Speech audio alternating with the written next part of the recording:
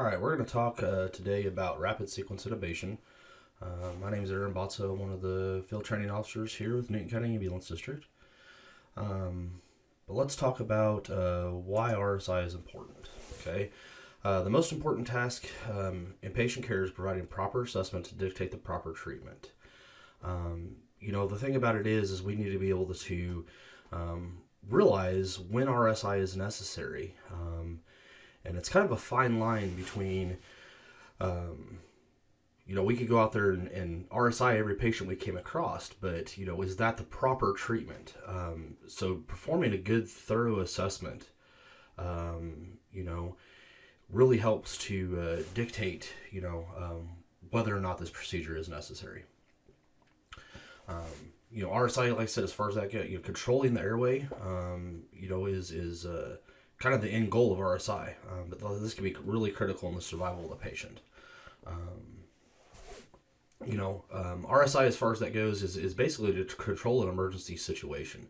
We're taking an airway that's, unstable or could potentially decompensate, during your transport, and we're controlling that to where it kind of takes the emergency out of it. So, in class and things like that, you guys have been taught what RSI is, and kind of the rule of thumb I go by is if RSI at some point in time has crossed your mind or you thought about it or something like that, there's probably some sort of indication for it. So kind of trust your gut as far as that goes. So we should be confident in the RSI procedure at all levels of training to ensure success and positive patient outcomes. RSI isn't just for paramedics. EMTs should know the procedures as well. In order to understand what the medics are doing and how to better prepare and assist. Like I said, on the EMT paramedic trucks, the paramedics kind of rushing around, getting a lot of stuff as far as that goes. They got a lot of things to do, I guess you say, not necessarily rush. There's never be a rush procedure. But if the EMTs know exactly how that procedure is to go, what drugs, that medic's going to need, how to get the intubation equipment out and ready. We'll talk a little bit about that here in a second, what all we need to have. But basically it makes the procedure flow really, really, really smoothly. RSI, like I said, it should never be a rushed event. It should be calm, planned, and professional. One sort of those things, we'll talk about it here in a second, but you got plenty of time to do the procedure if it's done correctly. This procedure is considered taboo in some areas of the world, especially in the pre-hospital setting.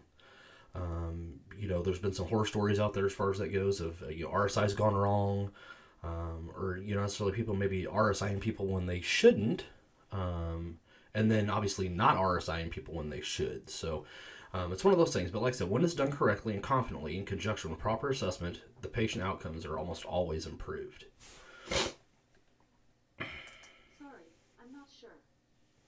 So here's the thing, kind of think back, has there been something around there? Have you ever kind of crossed a path or done them and participated in an RSI? That maybe it went really well. Has there been an RSI that you participated in that didn't go so well? What were the factors that kind of played into each one of those things? So when should we RSI a patient? So this is straight out of our protocol book here at Newton County. RSI should be considered in any patient that requires urgent or emergent intratracheal intubation, but shows evidence of incomplete relaxation, or a patient who demonstrates a high probability of airway compromise during transport. So basically, if they're not completely unconscious, or somebody that you believe, may decompensate during transport. As far as incomplete relaxation, that's one of those things, like I said, if they're not just completely out, we don't want to be trying to stick a tube down them, to breathe for them. We want to make sure that they're sedated. We don't want them to wait for that, this procedure, but just, intubation in general, we don't want them to remember that. So we want to make sure that, if there's any evidence that they may be with it or not fully relaxed, not to mention the relaxation helps facilitate intubation. Makes the process of intubation easier. So,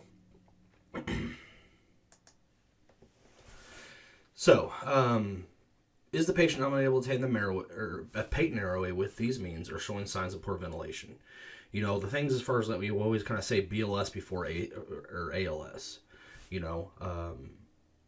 Kind of try a sequence of events or procedures, I guess you'd say. Start out with a nasal cannula or non-breather. There may be some patients that we go in, there may be respiratory distress. You're thinking in your mind, man, you may have to RSI this patient. But you throw in a non-breather and bam, their O2 saturation drops or jumps up. They say they seem like they're doing better. Okay. CPAP. CPAP's one of those things that used to be taught for a long time. Only use it with congestive heart failure or pulmonary edema type patients. There's a lot of patients out there that CPAP is actually saved from being intubated just because of that positive pressure. People that I've thought that I've really been thinking, hey, this patient needs to be RSI'd. I throw them on some CPAP, try it at least for a minute, and just kind of see if they start improving. Obviously BVM, CPAP, we're going to back up a little bit here. CPAP, remember, has got some limitations as far as that goes. You have to be able to, they got to be breathing with enough volume, have enough tidal volume in order to trigger that device and make it work. Okay. Obviously, if their rates are real out of whack, if they're, hypoventilation or hyperventilating, the classic indications for using the BVM, we probably need to move towards that as well. And then obviously too, monitoring internal CO2 with our sampling cannulas. Those also give us a lot of information as far as that, may indicate like airway obstruction of some sort, or obviously a lack of gas exchange. And those also can help with indications for doing this procedure. So, what are some of the contraindications? Contraindications, like I said, are any anticipated difficulty using a failed airway device. So if I think that I may have trouble intubating this patient, and I think that my failed airway devices may or may not work, it may just be better off to,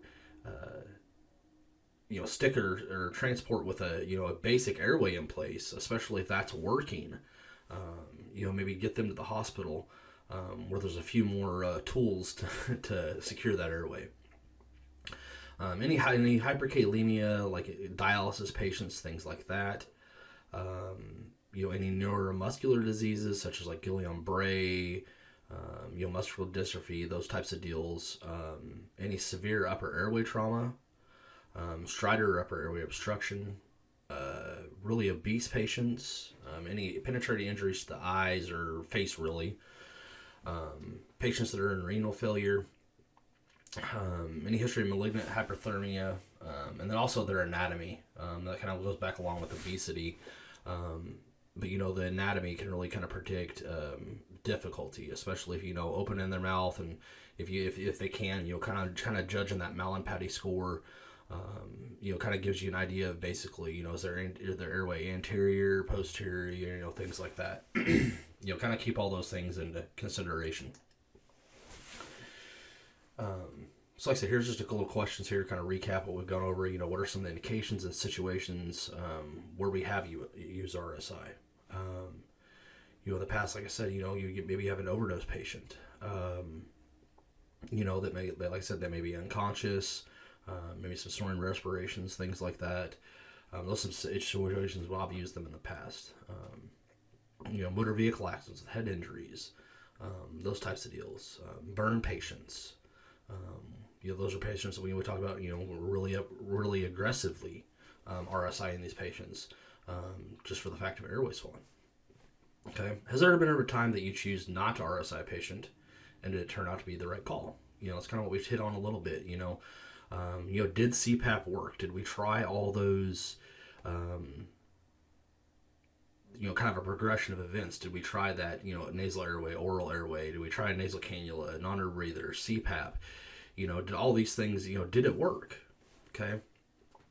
Sometimes, like I said, have you ever had to adapt your procedure or medications during RSI? Like I said, there are some instances like, succinylcholine is contraindicated with people that, You have hyperkalemia or dialysis patients or burn patients, so we may have to change up how we do our medications. We may have to adapt the procedure of that. There may be the person that just walks right in, and you can tell or trust your gut that that CPAP or non-breather, if you're having to use a BVM just to support them, RSI may be the right decision just to go ahead and jump to. So it really is a judgment call as far as that goes. So let's talk a little about preparation. The big thing with this procedure is making sure that your equipment's prepared and your patient's prepared prior to doing it. It makes everything go smoothly, and a whole lot less complications can happen. So making sure, obviously, like I said, the airway's patent. We talked before about BLS before ALS. You can use head tilt, chin lift, jaw thrust. Obviously check for any obstruction, any secretions, suction those out, OPA or MPA, and then obviously BVM. Okay. A majority of our patients that have airway problems or issues with their airway patency can be really fixed with just a simple airway maneuver or an adjunct, things like that. That may be all that they need. Now, granted, like I said, we're talking about RSI. We may have to secure that airway to make sure that it stays patent for transport and things like that. For long-term use. I just like I said, just kind of think about that. Like I said, but it may be all that patient needs, and we may be able to kick them off and get them going again without having to do that procedure. So RSI should be a very smooth process, like I said, if the providers are prepared for the procedure properly. Okay, so first thing we want to do is obviously try to pre-oxygenate our patient. We want to try to load as much oxygen onto the hemoglobin as possible. Okay. Like I said, passive oxygenation is preferred, and that's due to, like I said, to reduce the risk of gastric inflation. Okay, so like I said, but the airway's got to be patent, and the patient must have a sufficient tidal volume for this to be effective. Okay, so if they're not breathing within those, within the normal limits, I guess you would say, then maybe we need to go ahead and switch over to positive pressure ventilation. However, passive pre-oxygenation can be done by a non-breather mask at 15 liters per minute, putting the nasal cannula on, at 10 liters. Sometimes you can put the nasal cannula in their mouth if that works. CPAP, and then obviously CPAP at 10. Like I said, there's a lot of places out there that I've heard that have been doing the non-breather and a nasal cannula together. Like I said, the goal is to get as much oxygen onto the hemoglobin as possible. Okay, when we do that, we're able to, like I said, really pre-oxygenate that patient, and like I said, it gives us time during that procedure, especially when we paralyze that patient and they're not breathing. It gives us time during that procedure before they start becoming hypoxic. Like I said, obviously, if that stuff's not working, we need to switch over to positive pressure ventilation. Just like I said, just make sure to use care to not ventilate too forcefully. Make sure that you're giving your breaths properly. BVM is going to be at 15 liters per minute, and like I said, one breath every 5 to 6 seconds, or 10 to 12 breaths per minute.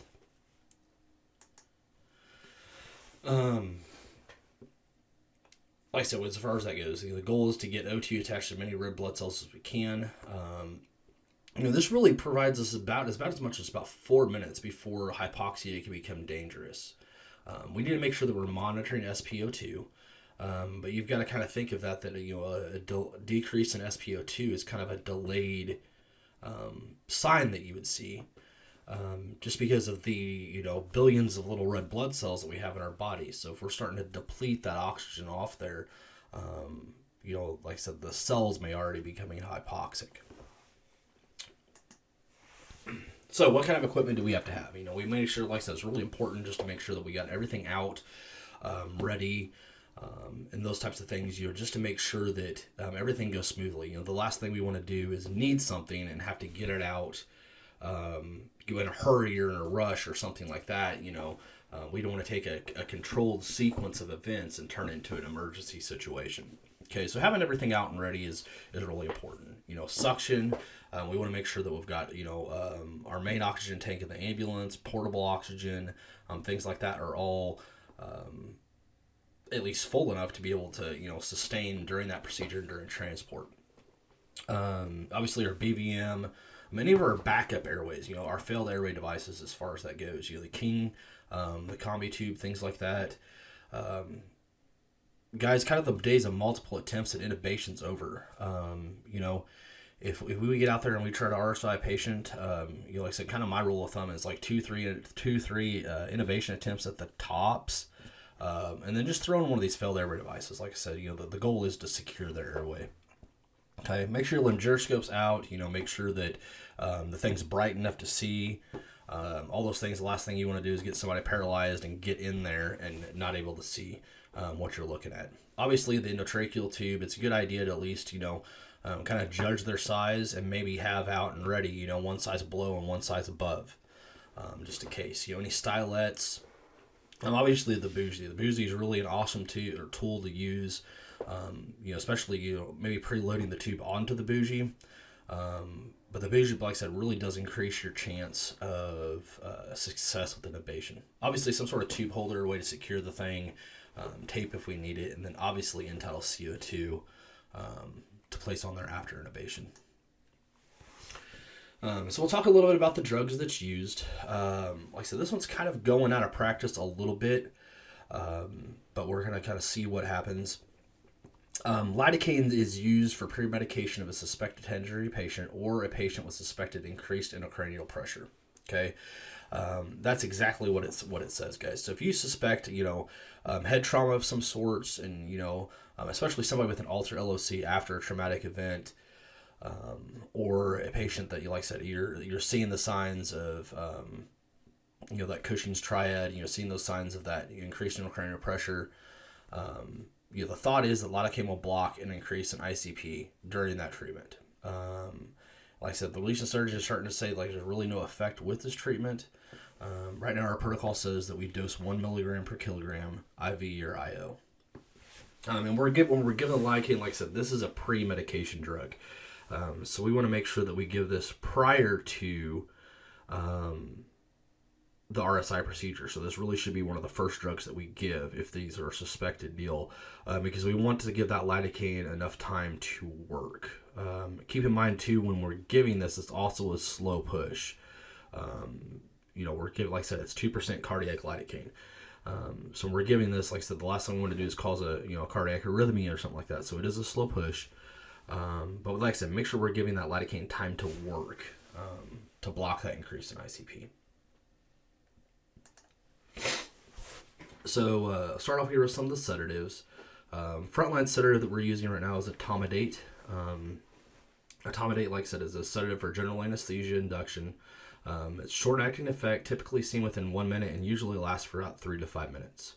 The dose is 0.03 milligrams per kilogram. Etomidate is preferred for induction, just for the sure fact that, like I said, it is very short-acting. Onset is fairly quickly, and the duration is fairly short. So like I said, if something were to happen, and the same thing with sucks we'll talk about here in a minute, but like I said, the short-acting ones are preferred just because if something were to happen with that procedure, or if something were to go wrong, the patient will not be sedated or paralyzed for an extended period of time. Second drug of choice for sedation is Versed. Versed is a sedative used for general anesthesia or procedural sedation. The effects are longer than etomidate, like I said. This usually takes about 2 to 5 minutes for the full effect, for them to get fully sedated. So remember that when we're giving the medication, especially with sedation, guys, we want to make sure that these patients are well sedated prior to giving them the paralytic. Okay, the last thing we want to do is have a patient that's paralyzed but still awake. Okay. Like I said, Versed can last, the action can last as long as 1 to 6 hours in some patients, depends on their metabolism. It can be used for RSI induction. Like I said, however, etomidate is preferred. Like I said, we can use Versed, especially if there seems to be some sort of contraindication to etomidate.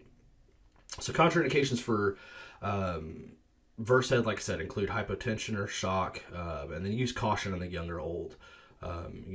Versed can drop their blood pressure a little bit, and the last thing we want to do is make shock worse. So typically the concentration we see here is 10 and 2, so 10 milligrams per 2 ml. To give this safely, it needs to be diluted. Okay. Best way to do that is just take a 10 milliliter saline flush, squirt out 2 milliliters, and then draw the 2 milligram or 2 milliliters of Versed up in that syringe. That will actually convert that to 1 milligram per ml. Makes it a lot safer drug to give. Our dose for induction, or as far as that goes for RSI, is 5 milligrams IV or IO. Ketamine, like I said, this is a fairly new drug that we have here. As far as that goes, is a general sedative used for starting and maintaining anesthesia. Thing about ketamine is a pretty awesome drug. It doesn't have the negative effects on the respiratory and cardiovascular systems that other sedatives do. Onset's fairly quick. Like I said, it's usually within about 30 seconds to a minute, somewhere around in there. Duration can last from 5 minutes to 10 minutes, depending on that dose. Our typical induction dose, as far as that goes, is 1 milligram I think our protocol is 1 milligram per kilogram IV. And like I said, can go as high in some places up to 4.5 milligrams. So that we're, like I said, through the sedation drugs. Like I said, before we hop into these paralytics, guys, like I said, I want to emphasize this enough. We want to make sure that patients are completely sedated prior to paralysis. Succinylcholine, like I said, we use this because it's a short-term paralysis. Like I said, it's part of that anesthesia to facilitate intubation. Like I said, we give a paralytic for several reasons. Like I said, that's to keep them from vomiting and possible aspiration. It relaxes the body, the muscles, things like that, and just really makes it easier for us to get in there and have more room to intubate. Like I said, it's preferred paralytic for induction due to the short action, just in case something goes wrong. Like I said, this usually lasts, less than 10 minutes. So, like I said, if something were to happen, you weren't able to get the patient intubated, and, maybe I've had failed airway devices that have failed before. So things like that, worst case scenario, if something happens, just ventilate your patient, Like I said, that's why sucks is preferred because, within 10 minutes, they should start breathing again. Okay.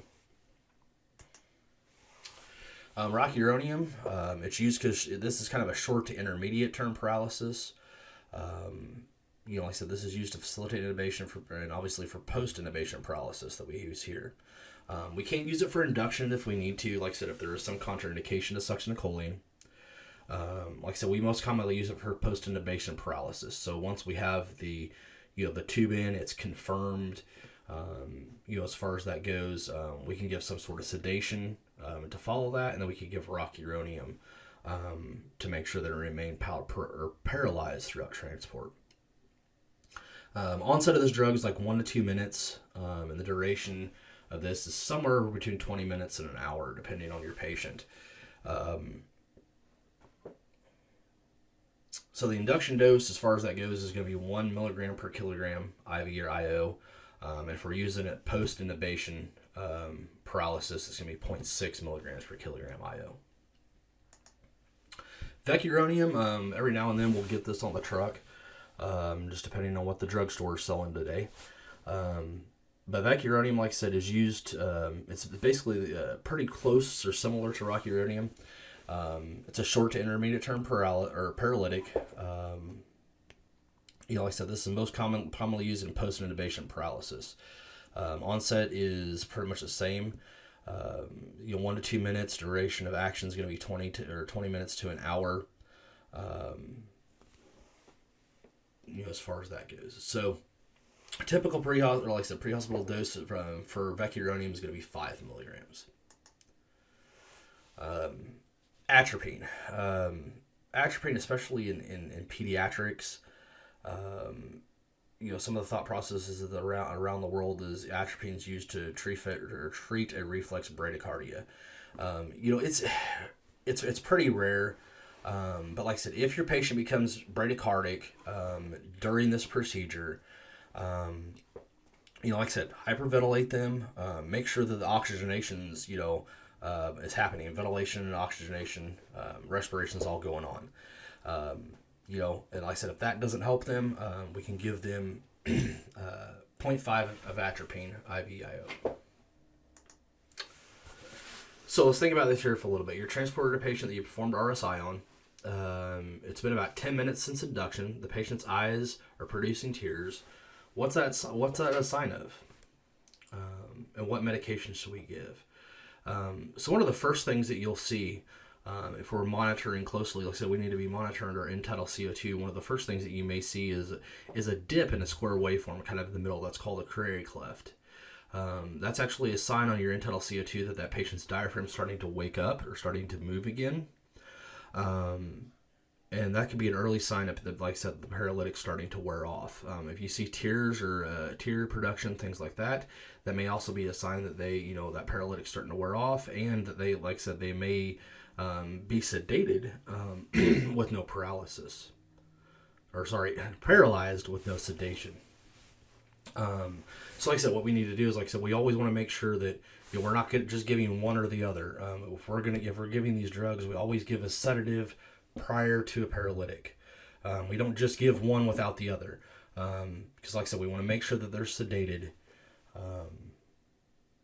We don't want, like I said, we don't want a patient to be paralyzed and not sedated. So always give a sedative, and then a paralysis. So we've already performed RSI on this patient as far as that goes.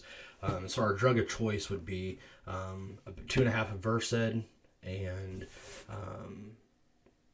50 milligrams of rocuronium, preferably.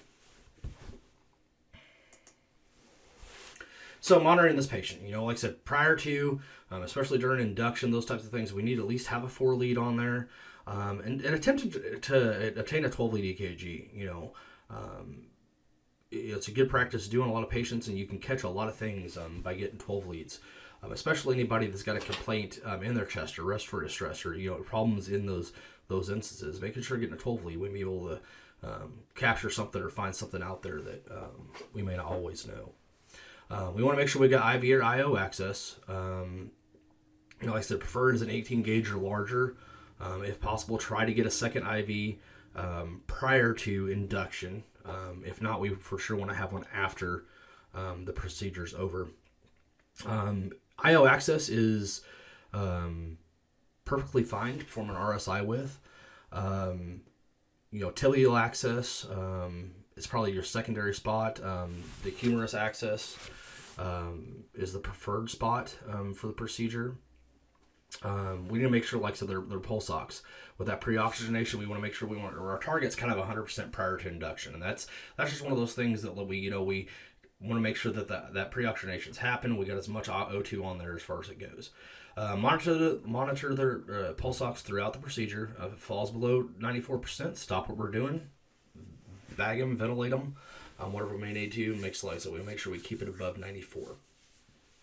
So end-tidal CO2, like I said, using that Sampulant cannula prior to induction not only helps us indicate what their ventilation and respiration status is. It also helps us to see if there's any obstruction, those types of things prior to, and it also gives us a difference in waveform pre-intubation and post-intubation to see if maybe if there was an expiratory obstruction or something like that, if we're actually making that better post-intubation. So get everything out, get it ready, get your end-tidal CO2 adapter on the BVM prior to induction. Get all that stuff ready, so it's literally just a hookup, quick deal. So when giving the medication, like I said, always a sedative before a paralytic. We can't repeat that enough. When giving a sedative, allow time for that medication. Think about your onset times of those sedatives and allow that medication to take effect. Especially if somebody's fully alert and oriented and we're RSIing them. Make sure that, like I said, that sedative has time to take effect and they really are asleep prior to giving that paralytic. So sedative, like I said, we're going to give etomidate. Is frontline, and then obviously Versed. So 0.3 per kilogram or etomidate onsets in 1 minute, or Versed 5 milligrams, like I said, 2 to 5 minutes. So like I said, remember to keep track or think of those times. Obviously, once our sedative is kicked in, we'll go ahead and give a paralytic. Succinylcholine is going to be 1 to 1.5 milligrams per kilogram, and onset on that is going to be 30 seconds to a minute, or rocuronium 1 milligram per kilogram, and onsets of 1 to 2 minutes. So make sure after we give the patient our paralytic that we're paying attention to what's happening. We're looking for the diaphragm. We're watching chest rise and fall. We're looking for that diaphragm to stop moving. Some patients may have fasciculations, kind of just a muscle contraction, twitching, as far as it goes. So once you're sure the patient's sedated and paralyzed, now we can go ahead and intubate the patient. So making sure, like I said, we had our appropriate ET tubes, all that stuff out there. We talked about preloading the bougie onto the tube to ease intubation. And like I said, the thing is that we get that bougie in there, and the bougie pretty much is going to go in any adult airway. So if I've got that tube preloaded on there, we stick the bougie down the vocal cords or down the trachea, and I get in there, now that 8.0 tube that I've selected is too large to pass through the cords. I don't have to pull everything out and make another attempt. All I've got to do is slide that 8.0 off and load a 7 or a 6 or whatever size I need on, and just slide that back down in there. So obviously note the depth of insertion we're doing it, inflate the cuff with approximately 10 milliliters of air, and then tube conformation. Guys, like I said, end-tidal CO2 with a quantitative waveform is the gold standard. Like I said, obviously bilateral breath sounds can be used for confirmation, those types of things. But like I said, end-tidal good waveform capnography will only come from that tube being placed in the trachea. Secure the tube. Like I said, we have the Thomas tube tamers here. Like I said, we can secure that. If you don't have a commercial device, tape works great. And like I said, obviously, depending on what your patient's condition is prior to intubation, consider, obviously, when we want to ventilate them for a little bit, but consider suctioning via the ET tube if needed. Like I said, they may need some of that deep suctioning to be able to breathe a little better. So, if unable to intubate after 3 attempts, consider it a failed airway device or BVM ventilation and transport. Okay, and like I said, don't waste a bunch of time with failed attempts. So, kind of think about this. A little bit of discussion. Have you ever had a failed intubation attempt? I've had several of them as far as that goes. Like I said, the important thing to remember, like I said, if you get in there, think about the reasonings, the reasons why you may be having problems. It could just be an issue of, maybe manual manipulation. A lot of times it helps improve success. Grab a hold of the larynx and kind of moving it around a little bit. Making sure that you're not using the laryngoscope as a pry bar. That you're actually lifting the mandible, lifting that jaw up. Not tilting it back will help your success in intubation. So, like I said, a lot of things, just kind of think about looking back, the times that you may have done this before or seen this procedure, intubation in general, you kind of look at every call and you're thinking, hey, maybe there's something little, maybe something major that we could have changed during that procedure. Just kind of continue thinking about those things, especially every time you go out and you do this procedure or participate in one of these procedures. Really stop and kind of think about, what we could have done maybe a little better, what went smoothly. There's always room for improvement. So now we got them intubated, our tubes confirmed.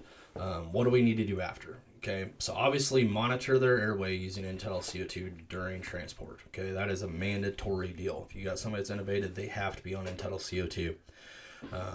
Looking for that Curie cleft. It's going to look just like a square waveform with a little dip in the middle. Like I said, that will tell you if your patient, if their diaphragm's starting to wake up prior to you seeing any movement in the patient. Okay, check breath sounds at least twice during transport. We at least want to check them right after intubation, and we want to check them on arrival at the hospital, or anytime our patient really has any gross movement. If you go around the corner and the patient rolls, or we had to roll them up on their side on the backboard or something. Make sure that we're checking that tube placement, checking that depth and their breath sounds anytime we do that stuff. So use the dope mnemonic if you have problems with patient deterioration or hypoxia and around, dislodgement. Is there, the tube come out? Did it get pushed down too far? Obstruction. Is there, the secretions in the tube, something blocking it, those types of things. Obviously listen to lung sounds, do they have a pneumo? Like I said, I've been in a place where, like I said, we got the patient, we RSI'd them.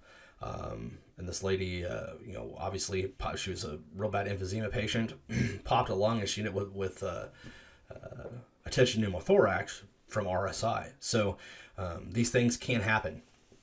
Like I said, we may need to decompress these patients.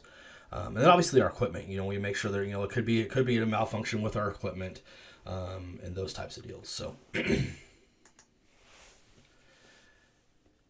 so if you have an extended transport time, usually longer than 10 minutes, you'll have to give post-intubation medications.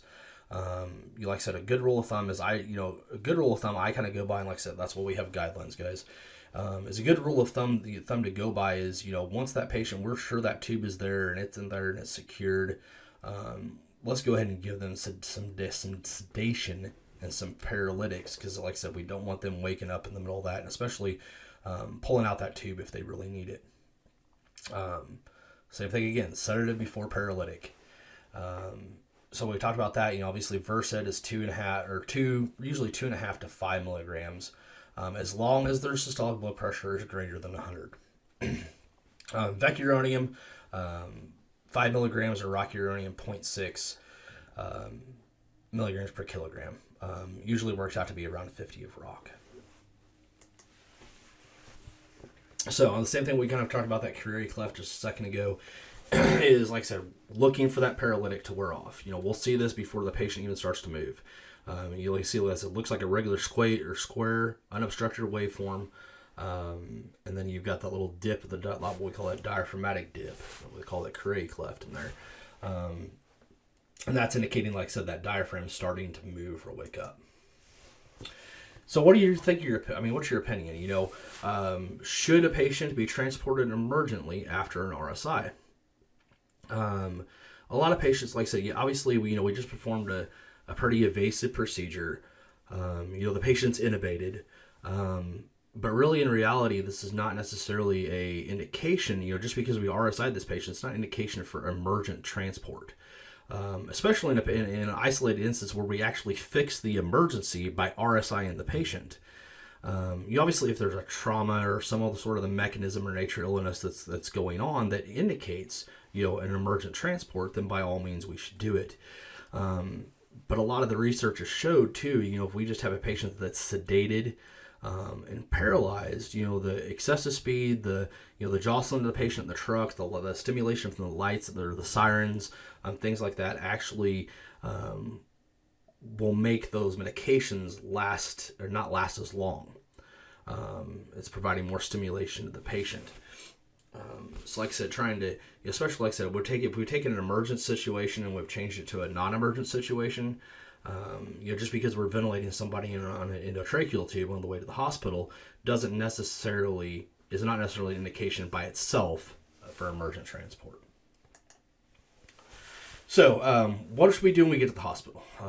Obviously, our transfer of care. So, one thing, this is kind of a CYA thing on our part. It's good practice to confirm that tube placement, that depth, especially when you're getting ready to get out of the truck. You get into that room, making sure when you move that patient over to the bed, making sure looking at that depth again. This really is preventing, from a tube getting moved around, or you getting there into the hospital and having a endotracheal tube down in the right main stem or something because they got moved going on and off the scale or something. So using our Zolex series, it has a snapshot button, you see the little green arrow there on the thing. This captures 12 seconds before you push it and 12 seconds after you push it. And it will actually as long as your CO2 waveform is on the screen, it will actually capture that waveform in there. And this is a pretty good practice to get into, especially when you're getting ready to transfer care. Just to confirm, that's going to be timestamp, stuff like that. You can confirm tube placement at that time of transfer to care. Then obviously document, okay? Documentation is one of those big things. Kind of the old saying, if we don't document, it didn't happen. And it can go the other way around too. So like I said, we want to make sure that we put the assessment findings that led to the indication for RSI. Guys, we have to have some sort of indication to do this procedure like we talked about before. It's not just something we can go out and RSI somebody with a stub toe, We want to make sure that we document how the patient was pre-oxygenated, what form of oxygenation we used. and how, like I said, how long they were on a non or breather prior to us doing the procedure, those types of things. Making sure we had pulse ox and end-tidal on them before and after RSI. All the medications that we gave and the doses used, and in what order those were given also. Any complications we may have encountered during the procedure, maybe there were some anatomy issues that made the intubation difficult or failed. Did we have to use any failed airway devices, that type of stuff. Obviously, what type of method of tube conformation that we used, depth of insertion, all that stuff. Well, other than that, guys, that's all we have for this one. If you have any questions, feel free to ask myself or Jeff.